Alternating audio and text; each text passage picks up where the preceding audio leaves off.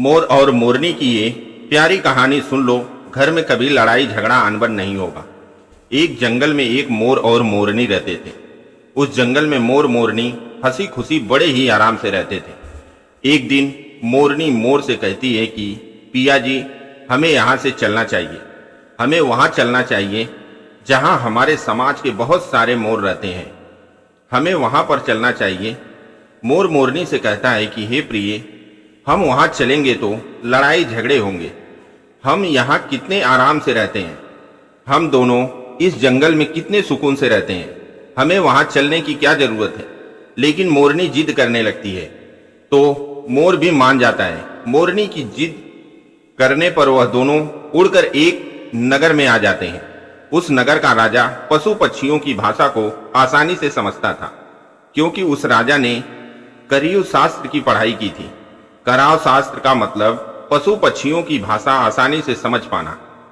वह राजा सभी पशु पक्षियों की भाषा आसानी से समझ पाता था। दोनों मोर मोरनी उसी नगर में आ जाते हैं। एक दिन राजा अपनी रानी से कहता है, मुझे बहुत जोर से भूख लगी है, आप मुझे भोजन करा दीजिए। रानी राजा के लिए रसोई में जाकर एक थाली में दाल और चावल लेकर दूसरे हाथ में पानी का लोटा लेकर राजा के पास पहुंचती है। और रानी जैसे ही खाने की थाली राजा पास रखती है तो थाली से एक चावल का टुकड़ा नीचे गिर जाता है। वहीं पर नीचे चींटियां घूम रही थी, तो उनमें से एक चींटी उस चावल के टुकड़े को लेकर जाने लगती है। राजा बैठा इस सारी घटना को देख रहा था। उस चींटी के पास में तुरंत ही एक बड़ा चींटा आ जाता है और वह चींटा उस चींटी से कहता है कि हे प्रिय, यह चावल का टुकड़ा मुझे दे दो और तुम जाकर राजा की थाली से दूसरा चावल का टुकड़ा उठाकर ले आओ। उन दोनों की बातों को राजा अच्छी तरह सुन रहा था, क्योंकि वह राजा हर पशु पक्षियों और जीव जंतुओं की भाषा समझता था। चींटी ने चींटा से कहा कि नहीं, मैं नहीं जाऊंगी।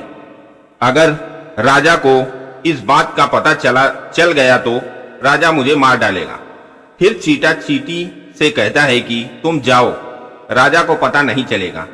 चींटी जाने की कोशिश तो करती है, लेकिन आधे रास्ते से वापस चली आती है और चींटा से कहती है कि नहीं, मैं नहीं जाऊंगी, क्योंकि हो सकता है कि राजा को पता चल जाए और राजा मुझे मार दे। राजा उन दोनों को देख रहा था तो चींटा को इस बात की शंका हो जाती है कि राजा हमारी बात को समझ रहा है। चींटा फिर चींटी से कहता है कि देखो, लगता है राजा हमारी बात को समझ रहा है। राजा ने हमारी बात सुन ली है, इसलिए राजा हम दोनों को देख रहा है। चींटी चींटा से कहती है, अगर राजा ने हमारी बातों को सुन लिया है और अगर राजा यह बात किसी और को बताएगा तो उसी समय पत्थर का बन जाएगा। राजा चींटी और चींटा की बात को सुन लेता है और समझ लेता है। राजा इस बात को सुनकर हंसने लगता है। राजा को अकेले हंसते हुए देखकर रानी रसोई से बाहर आती है तो राजा उसे हंसते हुए दिखाई देता है।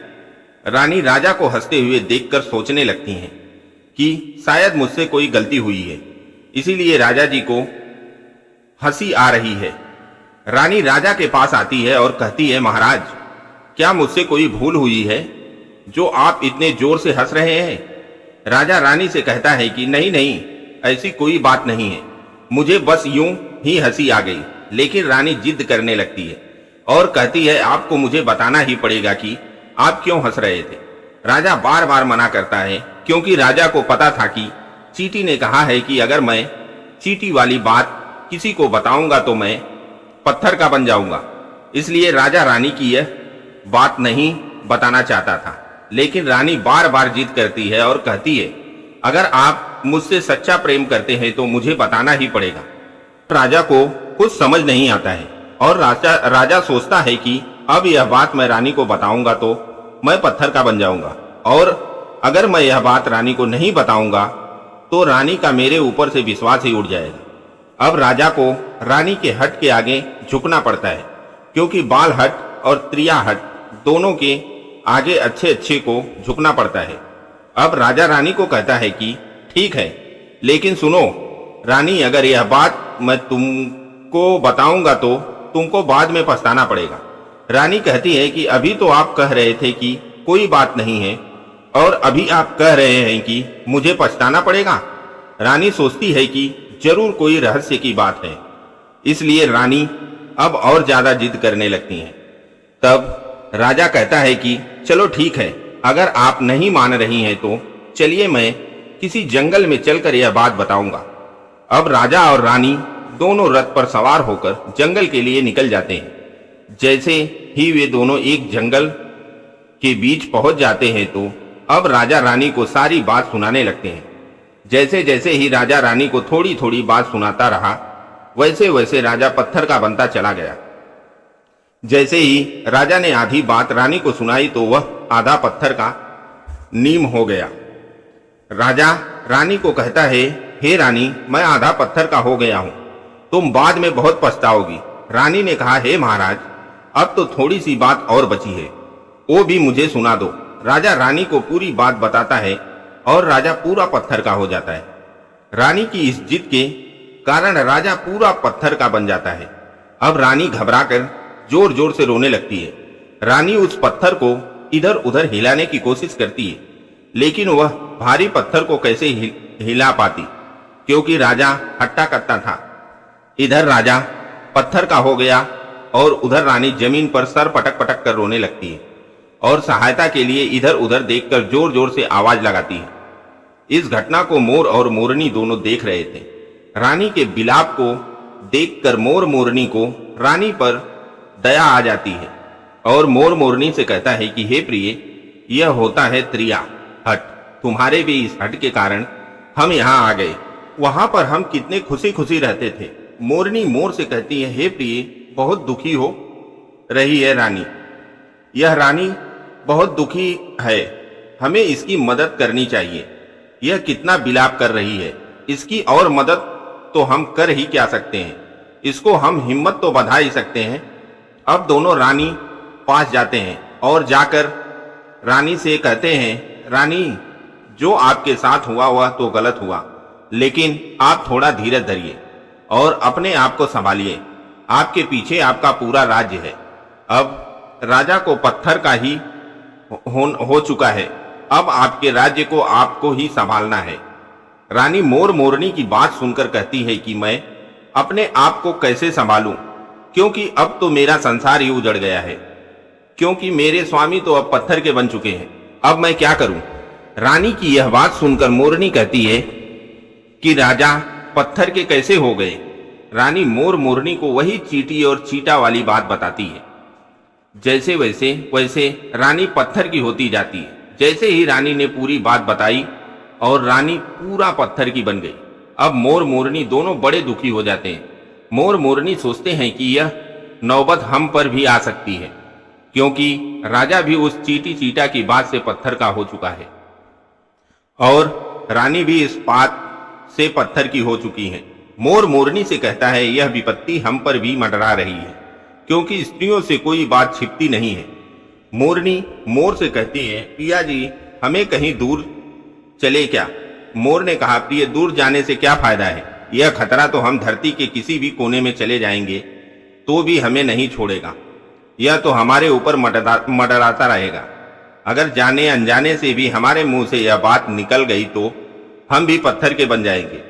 अब इस बात से मोर मोरनी दोनों चिंतित रहने लगे। न तो अच्छी तरह से वे खाना खाते, न अच्छी तरह से वो रहते। दोनों को यह चिंता मन ही मन खाए जा रही थी। अब मोर के दिमाग में एक विचार आया कि यदि मैं इन सारी चींटियों को खत्म कर दूं तो यह विपत्ति भी टल सकती है। मोर मोरनी से कहता है, यदि हम दोनों इस सृष्टि से सारी चींटियों को ही खत्म कर दे तो हमारा यह संकट भी मिट जाएगा। मोर मोरनी इस बात से दोनों सहमत हो जाते हैं। मोर मोरनी सभी चींटियों को मारकर खाना शुरू कर देते हैं।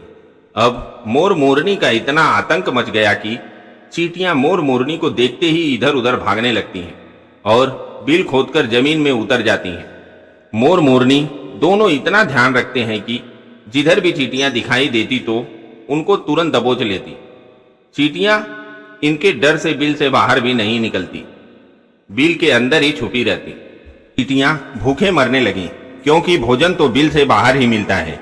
अब जैसे ही चींटियां भोजन के लिए बिल से बाहर निकलती तो मोर मोरनी उनको मारकर खा जाते।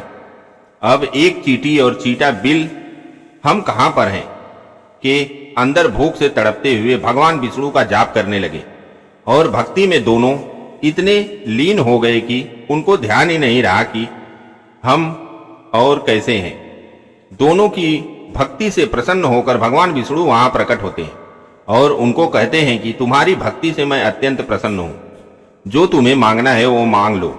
दोनों ने निराधार भगवान की भक्ति की थी, इसलिए भगवान विष्णु जल्दी प्रसन्न हो गए और उनको दर्शन दिए। अब चींटी और चीटा न जाने कितने दिनों से भूखे प्यासे थे, इसलिए दोनों एक ही बात कहते हैं, हे श्री हरि, अगर आपको हमको वरदान देना चाहते हैं तो हमारे पेट में गांठ लगा दीजिए, क्योंकि जब हमारे पेट ही नहीं होगा तो हम बिल से बाहर क्यों जाएंगे और मोर मोरनी हमें नहीं खाएंगे। भगवान विष्णु उनकी यह बात सुनकर बोले तथास्तु, और चींटियों के पेट में गांठ लग गई। अब चींटी और चीटा भगवान विष्णु से बोले कि हे प्रभु, हमारे पेट में गांठ तो लग गई, लेकिन अभी भी हमें मोर मोरनी से खतरा है, क्योंकि मोर मोरनी बाहर हमारा इंतजार कर रहे हैं। जैसे ही हम बाहर जाएंगे वैसे ही हमें मारकर खा जाएंगे। भगवान विष्णु चींटी और चीटा मोर मोरनी के पास जाते हैं। भगवान विष्णु मोर से कहते हैं कि हे मोर, तुम चींटियों को मारकर खाना बंद कर दो, क्योंकि इसमें चींटियों का कोई दोष नहीं है। जो दोषी था वह राजा था, क्योंकि राजा ने कराव शास्त्र की पढ़ाई की थी, इसलिए वह सभी जीव जंतुओं और पशु पक्षियों की भाषा समझता था। उनका रूप बदलने में भी सक्षम था। उन पशु पक्षियों का रूप भी धारण किया करता था, और जब वह रूप धारण किया करता था तो उनके साथ रमण भी किया करता था। और जब वह पशु पक्षी गर्भ धारण करते थे तो राजा उन्हें छोड़कर वापस इंसान का रूप धारण कर लेता था। उन पशु पक्षियों के साथ ऐसी गंदी हरकत करता था। उसकी इसी मूर्खता के कारण राजा आज पत्थर का बन पड़ा है। मोर भगवान विष्णु से कहता है, हे प्रभु, इसमें रानी का क्या दोष है। भगवान विष्णु ने कहा, रानी भी राजा के पाप की भागी है, क्योंकि रानी अगर राजा को रोकती थी, राजा इतना बड़ा पाप नहीं करता, इसलिए वह भी पाप की भागी है। इस कारण वह भी पत्थर की बनी पड़ी है। भगवान विष्णु के समझाने के बाद मोर उनसे कहता है कि हे प्रभु, अगर चींटी चीटा की इस बात को हम दूसरों को कहेंगे तो हम भी क्या पत्थर के बन जाएंगे। भगवान विष्णु बोले, चींटी और चीटा का यह श्राप अब समाप्त हो चुका है। अब इस बात का कोई असर नहीं होगा। यह बात अब तुम किसी से भी कर सकते हो। अब मोर और मोरनी बहुत खुश हो जाते हैं और भगवान विष्णु भी अंतर ध्यान हो जाते हैं। मोर खुश होकर नाचने लगता है। खूब नाचने के बाद मोर नीचे अपने पैरों को देखता है और रोने लगता है कि मेरा शरीर तो कितना सुंदर है और मेरे पैर फटे हुए हैं, क्योंकि दोनों ने चींटियां खाई थी, इसलिए मोर मोरनी के पैर फट गए। अगर इंसान भी चींटियों को खा जाता है तो शरीर पर छोटे छोटे दाने निकल आते हैं और शरीर फटने लगता है। मोर जोर जोर से नाचता है और अपने पैरों को देखकर रोता है। मोर की आंखों से आंसू बहते तो मोरनी मोर को धीरज बंधाती और उन आंसुओं को अपनी चोंच से पी जाती। इस तरह से हर बार मोर जोर जोर से नाचता और रोता तो मोरनी मोर के आंसुओं को पी जाती। मोर मोरनी के प्रेम को देखकर भगवान विष्णु ने फिर दोबारा उन्हें दर्शन दिए और उन्होंने कहा कि तुम्हारा यह प्रेम हमेशा ऐसे ही बना रहे, तुम धन्य हो। अब यह भगवान का आशीर्वाद है या श्राप। मोरनी मोर के आंसुओं को पीने से गर्भवती होती है। वीडियो अगर पसंद आया हो तो वीडियो को लाइक करें, हमारे चैनल को सब्सक्राइब करें और हमें कमेंट करके जरूर बताएं कि हमारी वीडियो कैसी लगी। धन्यवाद।